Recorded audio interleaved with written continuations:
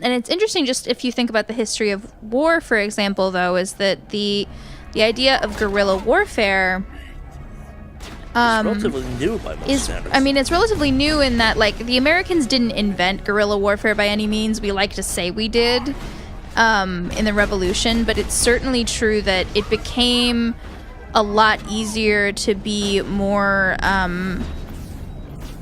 into guerrilla warfare when firearms became easier to fire. Oh, yeah. And when they tended to blow up in your face less. Yeah. When you would actually shoot something through the woods you were hiding out into. Yes. That definitely makes it that easier. Yeah, if you're not familiar with Swamp Fox, who is a major figure during the Revolutionary War, who's just really interesting. He was this guy who just basically hid out in the marshes in New York, and that's gonna that was close. And basically just picked off redcoats like it was his job. It was really impressive. And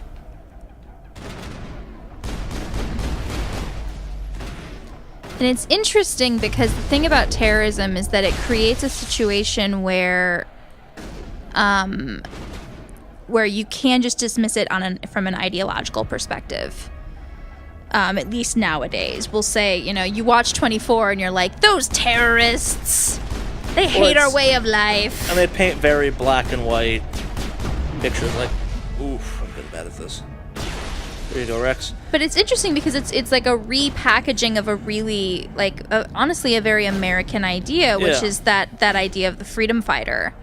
And terrorism is now also the new Nazi. Like, you can basically do whatever you want to them, plotline-wise, and it's more or less okay. As horrible as it is to say that out loud kind of situation. Well, no, it's why, the torture report just came out, and one of the most terrifying things about it is that literally, doctors are enabling torture on a large scale for the U.S. government in the name of getting information that's not even that good. Yeah. And I think that's what's interesting about this mission is that we know that even Shepard, who's not that much of a space racist, is like, ugh, Batarians. Yeah. And to explain that basically, and then we'll get to it more later on, I'll talk about it then, I guess, actually. The general thing is Batarians feel slighted rather than trying to be adults about it. Just started bombing and raiding the crap out of human settlements out in outer space. Please tell me we're clear. But, so enough about space, enough about space terrorism in general. Sci-fi and terrorism. Sci-fi and terrorism. Well, I think part of the interesting thing is that the really iconic sci-fi is from the space race era. Yeah. And the space race era predates the big terrorist events. Like the first, I might be wrong, but the first real terrorist attack, at least to American pop culture, I think of. Whoop, Kate's talking. Their leaders setting charges everywhere. I think he's going to blow this whole facility. Get away from there! Don't shoot, please! No!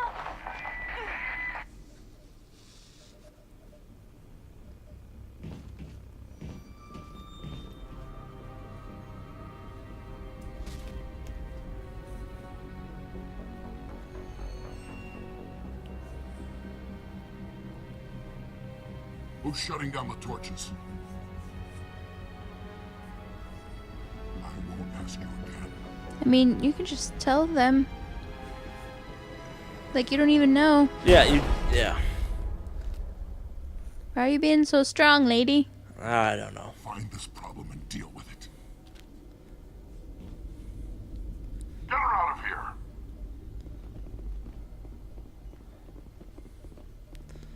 So we're gonna save quickly. They should give you the option to call and pull a Hunger Games and be like, Balak?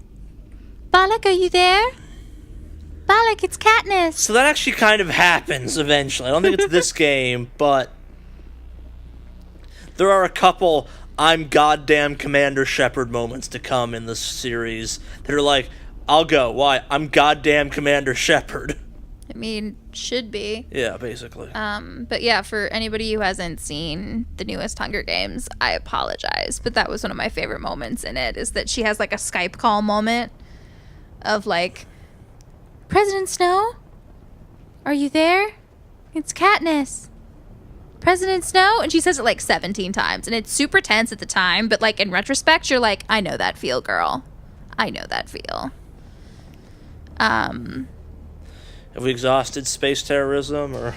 Well, no, because I think the thing about the space race era is that the first big terrorist event that I can think of is Munich, is the 1972 kidnappings. That was even Munich, not even U.S. Yeah, and it was Israelis. Sure. Yeah, Israelis. So like, I think the idea of terrorism. I mean, there are many reasons that 9/11 happened the way that it did. I wonder if stuff in Vietnam technically qualifies on some topics. Well, part of the problem about terrorism is that, like, war crimes definitely happened in Vietnam. Yeah. But the question is, the line between war crimes are done against combatants. No, that's fair. And what terrorism is sort of about is the notion that, okay, now everybody's a combatant. Yeah, everything's a target, essentially. Yeah. That's a fair distinction. So yeah, it's very much a modern day question. Oh no! Doesn't really matter. The Mako always lands on its feet. When it doesn't, hilarity ensues. Whee! I managed to get... No, I didn't. Not to be too lucky. So with asteroids and sci-fi, there's got to be a couple things we can talk about on that topic. Sure, yeah. But my last point would be that the thing about the sort of the quote unquote golden age of sci-fi is space era. So it's the 60s. It's Star Trek. Star Wars is the 70s. But again, with Star Wars, notice that it's a story about the revolutionaries, and I'm sure that if it's going to be really interesting with the remake of Star Wars about how we're going to phrase the opposition, because now the Force is awakening, right? But the Galactic Senate is like back on track from what we can tell. So so the theory I've actually heard about that is that it's going to be the rebels just killed the Emperor, and for better or worse. Just because you kill the Emperor does not mean things immediately go back to being better. Yes. The thing that's confusing to me is that they're not acting like it's 1 year later for Han and Leia and Luke. Like they have actually aged. Yeah, they have aged 30 years. Yeah. And the notion of having to wage a war for 30 years, that doesn't feel very Star Wars actually, because Star Wars is all about myth. And it's all about sort of the cleanliness of morality. To be fair, this is J.J. Abrams as opposed to George Lucas. So, well, what's more important is that Lawrence Kasdan, who wrote Raiders of the Lost Ark and Empire Strikes Back, is doing the script, and J.J. Abrams is totally fanboying over this guy. Because he's really effing impressive, and wrote literally possibly the greatest genre movie ever made, Raiders of the Lost Ark. And also wrote the best Star Wars. Yes. So he's behaving himself as it were. Because I've always had issues with J.J. Abrams' Star Trek. Me too. Or that's issues with Abrams in general as director. Yeah. Well, but I think J.J. Abrams' version of Star Trek is a Star Wars movie. It doesn't have the intellectual pedigree that it needs to have in order to be Star Trek. My comment on that one's always made me care about Star Trek. It made you care about Star Trek? I have a history of not being a big Star Trek fan. It made, I guess, Star Trek in some regards more accessible for me. Well, no, I mean, that was J.J. Abrams' argument, was he was like, I hate all of, like, the brain stuff that you have to do. Well, it's not necessarily the brain stuff, and the first one is better than the second one. The second one got rid of too much of the brain stuff, if you will. They're releasing another Baron. Yeah. So, but asteroids and sci-fi. But asteroids. don't want to close my eyes. No. I don't want to fall asleep because I missed you, babe. I wonder if I can get YouTube tagged to go with the singing lyrics. Or a copyright claim. And I don't want to miss a thing. It's like Brutal Legend all over again in the copyright infringement area. But it's my horrible version. It's not the same. Yeah. So what are you referencing? I'm referencing Armageddon. Basically the movie that is the plot of this mission. Yes. Well, although this is a much more equipped, we are way better equipped to deal with this asteroid problem in this game than they are in Armageddon. Because in Armageddon, that's really not hard though. I might be more equipped to handle that rock than they were in Armageddon. I mean, it's true.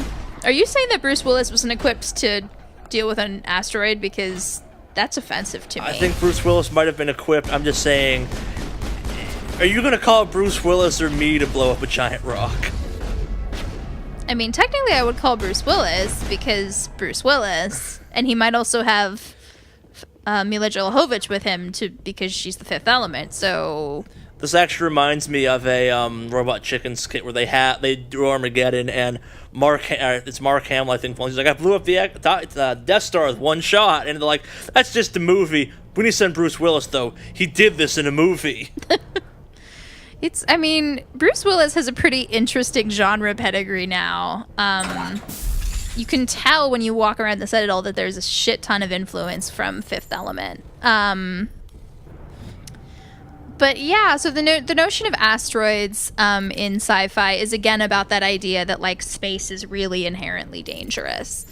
And I think that's the thing that's sort of interesting is that we're in LA, and the Griffith Observatory has a really interesting planetarium show called You're Next that was originally conceived as part of addressing the 2012 crisis. Oh God. Because basically they wanted to point out like that's not how the Mayan calendar works. That was the whole point of the show, basically. And they talk about like things that could actually cause the apocalypse. Yeah. Which was pretty cool. And one of the things they talk about is the fact that like asteroids are just like all over space. They're just like chilling, doing space shit. So there are odds that eventually an asteroid will get pretty close to us and can pull into our gravitational field and hit us. It makes total sense. Yeah, even if you're not terrified of that. Yeah. So and that's the thing is that like it's like how do we deal with the thing? What's the best way to do it? Do we destroy it with a laser? Do we try and create like our own gravitational fields? The answer is actually paint it white. Paint it white? The solar winds would actually push it out of the way. Real science, guys. Yeah. But yeah, so as a premise of like vague space marine things that people have to do, it's a very common trope. It's a good one too. Yeah. And I think that's the reason it sort of has resonance even today is that it's the same reason that disaster movies are really, really popular. For those playing along at home, I hate disaster movies. I mean, I think that part of it is that it's about dealing with a boogeyman that you can't really even fight, right? Like, well, it's not even a boogeyman even, it's nature. Don't come any closer. We can do this the hard way, or we can end this peacefully. Peacefully? I didn't think you Batarians knew the meaning of the word. Look, I'm just doing my job here. No, a little point on this earlier. It's actually interesting that as many jokes as we made about Ashley the space racist, Shepard hates Batarians. This isn't just a slave grab anymore. Millions of people are going to die. Don't you think I know that? I'm just following orders here. If it were up to me, we'd have already left. It is up to you. Well, it's not too late. You can still leave. I don't think so. Bollock would skin me alive and sell my hide out of spite. Crazy bastard. This whole mission's gone to hell and I'm gonna pay for it. Why follow him? So why do you listen to him? Good question. I had a bad feeling about this from the moment we landed. Now Bollock wants you dead. And what Balak wants, Balak gets. I can't Forget change that. Balak. Do you always want to be second in command? Get me out of here and I'll take care of Balak. Then you can start giving the orders. Huh. An interesting proposal. It certainly has benefits over the current situation. Shut it down. This is Balak's problem now. I hope you're as quick with a gun as you are with your promises, for both our sakes. Quick. Balak will get what's coming to him, and so will you if I ever catch you in human territory again. Are we clear? Perfectly. Balak's holed up in the main facility. You'll need this to get in. I kept reading his name as Charm. I like churn. Yeah, which is kind of weird in the circumstance. So, what I think a giant missed opportunity for the Mass Effect franchise was having a Batarian squad mate. You never get one. You never really learn more about the Batarians because they, in the codexes and other things, they paint an amazingly interesting story of a culture that's kind of like on the downswing, and then everyone else begins to kick them while they're down a little bit. Which is quite sad.